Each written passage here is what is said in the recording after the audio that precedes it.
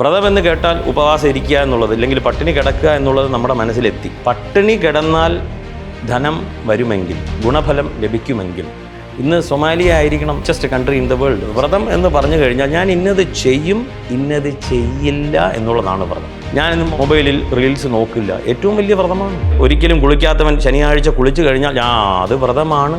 മിഥുനക്കൂറുകാർക്ക് ഇപ്പോൾ കണ്ടകശനിയാണെന്ന് പറഞ്ഞു കേൾക്കുന്നുണ്ടല്ലോ. മാനവരാശിയിൽ 2 ഫലങ്ങളല്ലേ ഉള്ളൂ, സുഖം ദുഃഖം, ഗുണം ദോഷം. ഇന്ന് ദോഷം എന്നുള്ളത് ഞാൻ ഇനി ഒന്നിനും കൊള്ളത്തില്ല എന്നുള്ള ആംഗിളിലേക്ക് ഒരിക്കലും പോകരുത്.